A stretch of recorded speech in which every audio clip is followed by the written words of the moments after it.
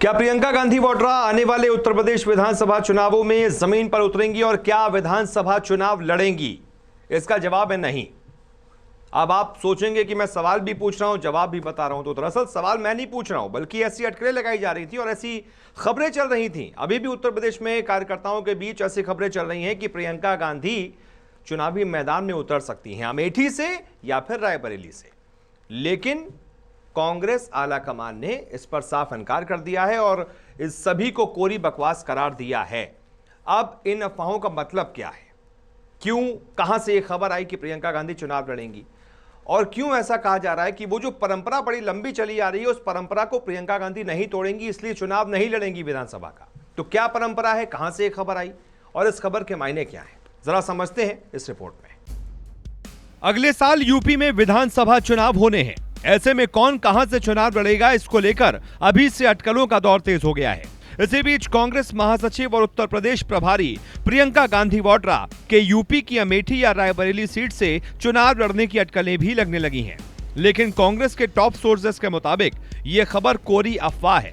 Sources ने बताया, प्रियंका गांधी कहीं से चुनाव नहीं लड़ने वाली। गांधी परिवार का कोई भी सदस्य विधानसभा चुनाव में बतौर उम्मीदवार हिस्सा नहीं लेगा। यानी विधानसभा में गांधी परिवार के चुनाव लड़ने की परंपरा बरकरार रहेगी। तो फिर आखिर इस खबर को बल कहां से मिला? दरअसल 2 दिन पहले प्रियंका अपनी मां और अंतरिम पार्टी प्रमुख सोनिया गांधी के लोकसभा क्षेत्र रायबरेली पहुंची थी। इस दौरान उनसे उनके ही कार्यकर्ताओं ने इस सीट से चुनाव लड़ने की मांग की। प्रियंका ने इसका सीधा जवाब देने के बजाय कहा, अभी मैं आपसे कोई वादा नहीं कर सकती, लेकिन पार्टी में इसको लेकर चर्चा जरूर करूंगी। जैसा निर्देश होगा वैसा किया जाएगा। तो क्या प्रियंका गांधी ने पार्टी में विचार विमर्श के लिए बात आगे बढ़ाई? यूपी के सोर्सेस के मुताबिक जब नेता फील्ड में होता है तो अपने कार्यकर्ताओं की जुबान में जुबान मिलाता है। अगर नेता अपने ही कार्यकर्ताओं की मांग को एकदम से खारिज कर देगा तो कार्यकर्ताओं का उत्साह गिर जाएगा। दूसरी तरफ कार्यकर्ता भी अपने शीर्षस्थ नेतृत्व से इस तरह की मांग करते रहते हैं। कार्यकर्ता भी जानते हैं कि यह संभव नहीं है। कार्यकर्ताओं और प्रियंका गांधी का संवाद बस औपचारिकता भर था।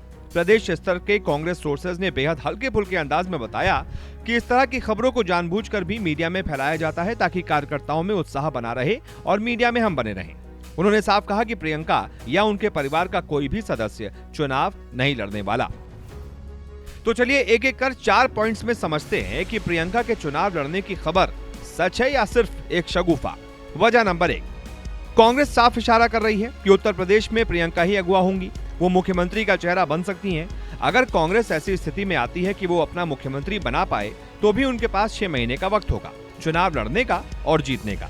ऐसी स्थिति में चुनाव लड़ना और जीतना दोनों आसान होगा, फिर पहले से जोखिम क्यों लेना।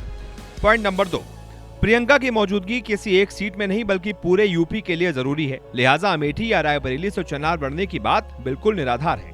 पॉइंट नंबर 3, कांग्रेस के आलाकमान कभी ऐसा दांव नहीं चलेंगे जिससे गांधी परिवार के नेतृत्व पर सवाल उठे। प्रियंका गांधी अगर विधानसभा में चुनाव के लिए उतरी और जैसे तैसे जीत भी हो गई तो ये उनकी शिकस्त से कम नहीं होगी। पॉइंट नंबर 4, माना जा रहा है कि प्रियंका के विधानसभा चुनाव लड़ने की खबर का खंडन भी जल्दी नहीं आएगा। पार्टी के रणनीतिकारों का कहना है कि ऐसी खबरों की चर्चा से कांग्रेस को नुकसान के बजाय फायदा होगा। तो कुल मिलाकर प्रियंका चुनाव लड़ेंगी या नहीं, ये आने वाला वक्त बताएगा, लेकिन इससे कार्यकर्ताओं में जोश जरूर हाई हो गया है।